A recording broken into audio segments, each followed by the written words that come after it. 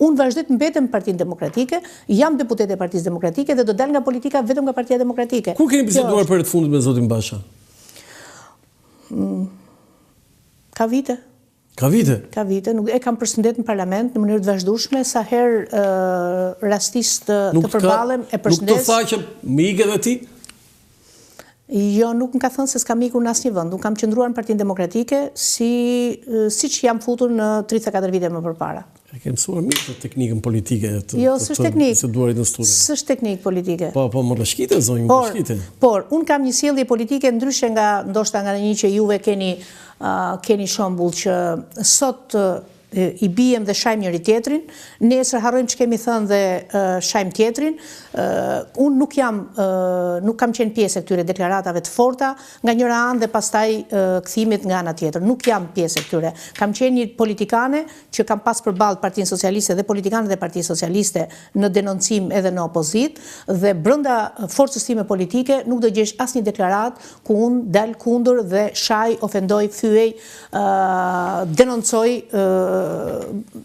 themi familjen time politike, dhe nuk do ta bëj kurrë, sepse kisha kuptuar dhe kam kuptuar që në demokraci janë dy forca politike. Është qeveria sot dhe opozita që ka qelluar tjem, dhe nuk mund të shkrim opozitën për të bërë gjithë me një parti. Ne do duhet se s'bën të bëhemi bashkë, ne do duhet se s'bën të forconim opozitën, dhe këtë ja kam arrit në fakt me kontributin tim. Është momenti të falenderojmë sponsorin gjeneral të emisionit Dekalog, Manigram Akinvest, institucionin monetar, për mbështetjen që jep emisionit Dekalog këtu në Dritare TV me sloganin e njohur tashmë, transfero shpejt, gjithmonë më shpejt, kudo dhe kurdo. Mos siguroni, transferoni parat me Manigram Akinvest. Zonjë, ku ishit ju më 8 janar të vitit 2022? Në shtëpi. Nuk ishit as në mbledhje në Seli? Nuk kam qenë as brenda, as jashtë. As me to drunjë. E kam refuzuar sjelljen e datës 8 janar. Ju pas keni qenë mbi palët në 8 janar. Po e thash, pra unë gjatë gjithë mbas 2021-shit, ju nga unë s'do gjeni. Ke bërë mirë që qëndruar në shtëpi? Shumë mirë. Ajo është një data 8 janar nuk ndaron asnjë demokrat. As ata brenda, as ata jashtë? As ata brenda, as ata jashtë. Kjo është deklarata e bukur kjo. Shumë e bukur kjo. Falenderoj për këtë përgjigje. Zonjë, kthemi pak te ajo e zogut. Ju thatë që komuniteti i Dibranëve, duke përfshirë dhe Matjanët, po unë do doja manzirjet e sa Matjan kanë Tiranë. Me mira janë. Janë me mira. Po ma thuaj shifër 30.000 janë? Janë me mira Matjanë. Se ka rëndësi kjo për votën tuaj? Patjetër, dhe unë kam filluar fushatën që të nesërmen e daljes së listës. Po?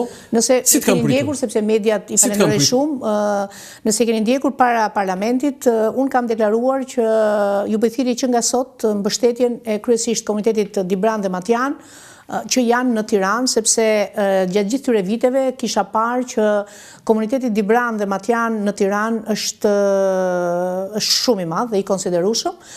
Kam pasur një sjellje korrekte me votuesit e mi, dhe në Tiranë kam patur një marrëdhënie të jashtëzakonshme të përditshme me këtë komunitet.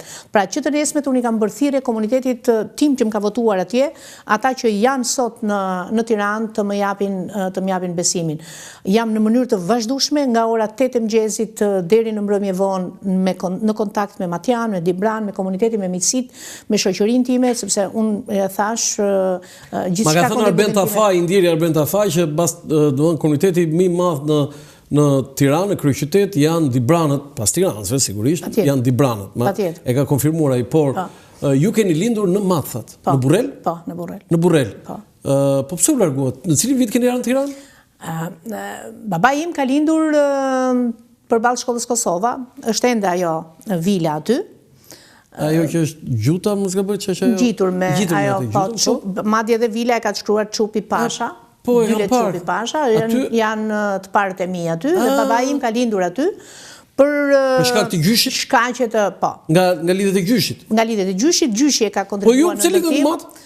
Pikërisht pra sepse më pas gjyshi vdiq duke u kthyer nga studimet për shkak të problematikave familjare, po, dhe gjyshja bashkë me babain time dhe me xhaxhain kthehen në mat. Dhe më pas, rreth viteve 80 jemi kthyer. Babai im ka punuar drejtor shkolle në Burrel, në shkolla të ndryshme. Mban mend që në fëmijëria jote në Burrel, 5 vjeç, mban mend krenarinë e familjes, se qenë. Jo, mban mend një detaj kështu, se shumë e vogël. Mbaj mend që në shtëpinë time ishte në mënyrë të vazhdueshme e mbushur me miqe dhe me.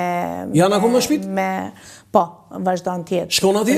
Po, kam vajtur, se në fushat patjetër që kam vajtur në shtëpi. Tani, ku janë matjanët tu në Tiranë që unë kërkon votën ti? Ku ndodhen? Kryesisht janë në Kamës, por edhe në Tiranë është e paimagjinueshme komuniteti suksesi i matjanëve në Kamës edhe në kryesisht. Pra në Kamës edhe në Tiranë, djemë të rinje të reja, themi trashëgimtarët e familjeve tona dhe lidhjeve tona tradicionale janë të suksesshëm, janë mjek, janë mësues, janë pedagog, janë. Zogu që pati atë karrierë suksesshme, kishte edhe një avantazh tjetër që maman e kishte tiranëse.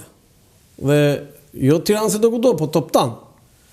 Dhe Tirana kryeqytet nuk ka vendim Kongresit Lushnjë zonjë. E bërja me zogu, se nuk i njihet kjo me zogut. Patjetër. Tiranën kryeqytet e bërja me zogu tha. Mos harrojmë që Ahmet Zogu vinte nga një shkollim në Turqi. Pra nuk është se vinte nga hiçi, kishte një formim ajo është pak e diskutueshme sepse ai shkoi në Vjenë, nuk është se ka një diplomë të lartë. Ai ka shkollë ushtarake, okay, po jo të një. Ka shkollë ushtarake dhe ishte një strategët. Ai kishte si tjera, po jo të mbetemi te kjo. Ishte një strateg, unë kam model. Jeni Matjanë vetë dhe bashkëshortin e keni Matjanë? Jo, bashkëshortin e kam Shkodran. Shkodran? Po. Qytetar Shkodran me. Shumë të zgjuar ju Matjanët, që Ahmet Zogu martua, ose nëna Iadja me Zogu martua me tiranëse, pastaj i vetë me hungareze. Në fakt me krenari e them që bashkëshorti im është një nga këshilltarët më të mirë. Çfarë thot bashkëshorti? Nuk ka thënë ndonjëherë dhurata na plasë shpirti me këtë politikën tënde. I ka mansur në të çmende. Nuk tha ndonjëherë kështu. Një nga mbështetësit. Si quhet bashkëshorti? Agron Thyli. Agron, përshëndesim, se nuk ka burr që nuk i thot gruas në politikë që na çmendet të marrë me mend. Pavarësisht se dhurata nuk thot gjë këtu, po lere tani. Nuk po i themi gjitha. Jo, Agronit po ja them këtë se thot Agroni këtë drejtë djalë ti, që disa herë kam thënë po çfarë do thot dhurata këtu. Faleminderit. Dhe çfarë thot Më mbështet, unë e vlerësoj bashkëshortin si një nga intelektualët më të rrallë të Shqipërisë, është i lexuar, vjen nga një familje intelektuale. Babai bashkëshortit tim ka mbaruar në Bologna para 45-s, pra është një familje qytetare me taban, edhe bashkëshorti im është një nga intelektualët që unë e vlerësoj shumë. Po vajza? Vajza është 22 vjeçe, studion për drejtësi. Këtu? Është aktive në shoqërinë civile, është ndihmon shumë këto ditë në fushat, vajza apo burri? Me këshilla dhe me ide bashkëshorti, vajzën e kam gjithmonë në krah. Do në këto rrite sociale? E ke të shoqëron vajza? Po, më shoqëron, më jep këshilla. E thash që me këto rrite sociale të ndihmon vajza? Unë po zhvilloj një fushat ku këshilltarët dhe bashkëpunëtorët më të mirë të mit janë bashkëshorti dhe vajza. Do në duke thënë që familja është arma jote më e fortë? Patjetër.